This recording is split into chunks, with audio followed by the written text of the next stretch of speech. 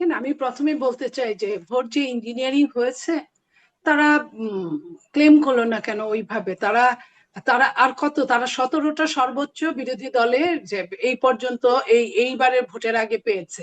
তারা এখন কত, 70-এর উপরে তারা পেয়েছে। তো তারা যে ইঞ্জিনিয়ারিং বলে, কোন কোন হিসেব নিয়ে বলে? হিসাবটা তারা পেশ করলেই পারে। এবং ভোটের দিন, ভোটের পরের দিন, তারপরের দিন বললো না, এখন তারা বলছে। এগুলা যে বলতে হয়, বিরোধী দলের তথাকথিত বিরোধী দলের মতোই তারা কথা বলছেন। আমরা কিন্তু একটু ব্যতিক্রম ধর্মী বিরোধী দল আশা করেছিলাম যে এইবার অন্তত পক্ষে পুর খাওয়া সবাই, আওয়ামী লীগ থেকে বাইরে আমরা প্রত্যেকেই ছিলাম একসাথে একই কাতারে।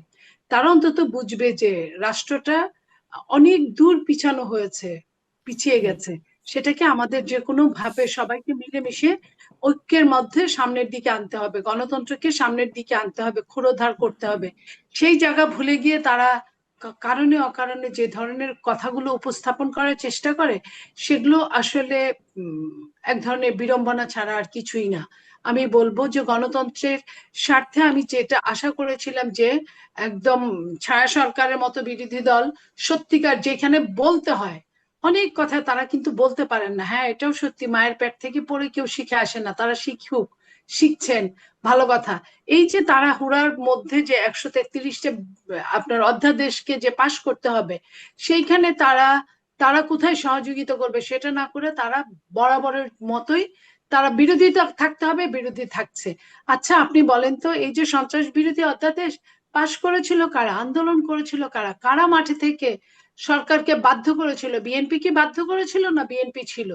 বরং বিএনপি একটা লেভেলে এসে বিএনপি আরো হিসাব নিকাশ করে, এটা কিন্তু এটাই শেষ না, এটা সামনে আরো কিছু আছে যেটা তখন দেখবে। বিএনপিতে তো সন্ত্রাস বিরোধী কার্যক্রম যারা করছে, সন্ত্রাস বিরোধীর বাইরে যারা আছে, তাদের তো রাজনীতি করতে কোনো সমস্যা হওয়ার কথা না, তারা রাজনীতি করতে পারবে কিন্তু তাদের এই জন্য। আইনটার কিন্তু আপনারাও প্রতিবাদ করেছিলেন যখন আওয়ামী লীগ আমলে করেছিল, কালো আইন বলেছিলেন আপনারা, বলেছিল সুশীল সমাজের মানুষজন।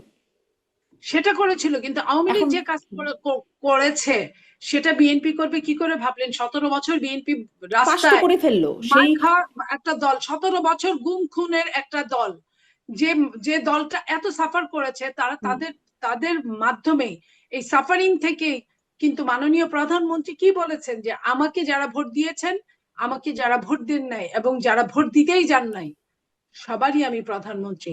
এই যে সবারই প্রধানমন্ত্রী বলেই বলেছেন, যখন যে নারীটাকে আপনার ফ্যামিলি কার্ড দিয়েছেন সে কিন্তু মনের অজান্তেই জয় বাংলা বলে উঠেছে। সেই যদি বিএনপি যদি জয় বাংলা আর জিন্দাবাদ আর নারা তকবীর হিসাব করে যদি ফ্যামিলি কার্ড দিত, তাহলে কিন্তু এটা বলতো না।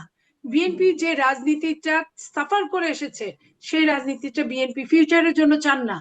ফিউচারের জন্য চান না বলেই যেটা হচ্ছে সেটা কিন্তু ভালোর জন্য হচ্ছে। এটা আমি আমার চেয়ে আপনি কোন অংশে কম বুঝেন না, আপনিও জি। বুঝেন, আপনিও সেই সরকারের সময় আপনি অ্যাঙ্কার ছিলেন, আজকেও আপনি অ্যাঙ্কার। সো আপনি কিন্তু আপনার আলোচনার মধ্যে অনেক কিছু ছিল, অনেক জি। কিছু আছে যে চাইলেও ইচ্ছা থাকলেও করা যায় না, অনেক সময় করা যায় না।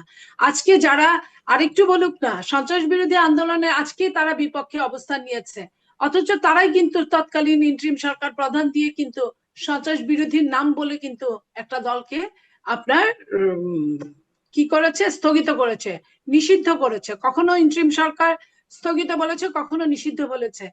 বিএনপি কিন্তু যায় নাই, সেদিনও যায় নাই। তো আজকে যেটা যারা সন্ত্রাসের সাথে জড়িত তাদের জন্য যে আইনটা হুম। হবে, এটা কিন্তু এমন না যে অপরিবর্তনীয়, এটা আরো সামনের দিকে হতে পারে যেটা পরিবর্তনীয়। এখনই করার যেত সেটা এখন না করে সামনের জন্য ডাকছেন, আপনার মানে এখন কেন? অনেক কিছু আপনার কাছে মনে হলে তো হবে না। 1.5 মাসের একটা সরকার, 1.5 মাসের হুম। সরকারের সামনে ভীষণ ভীষণ চ্যালেঞ্জ। দেশে টাকা নাই, আপনার বাচ্চাদের টিকা নাই, আন্তর্জাতিক ভাবে যুদ্ধ হচ্ছে, এর মধ্যে কিন্তু এতগুলো সেগুলো নিয়ে বিরোধিতা সংসদে আলোচনা খুবই সামান্য। এতগুলো অধ্যাদেশ, এই সবকিছু মিলে কিন্তু একটা সরকারের উপর দিয়ে একটা রমজান গেল, একটা ঈদ গেল, আরেকটা ঈদ সামনে আসছে, এগুলো সবকিছু মিলে আপনি 100 দিন তো একটা যে কোনো সরকারের একটা স্বৈরাচারের জন্য 100 দিনকে বলা হয় যে হানিমুন পিরিয়ড। তো বিএনপি কি এমন দোষ করলো যে বিএনপি শুরু করতে 1-1.5 মাস না যেতে বিএনপি কে এত সমালোচনা, এত কিছুর মুখোমুখি হতে হচ্ছে। আমরা মুখোমুখি হতে নিশ্চয়ই ভয় পাই, বিএনপির কাছে কথা বলি, প্রত্যাশা বেশি ছিল গণ কিন্তু অভ্যুত্থানের পরে আমাদেরকেও তো আপনারা একটা এসেছেন সুযোগ বলেই। দিবেন, সময় দিবেন আপনারা।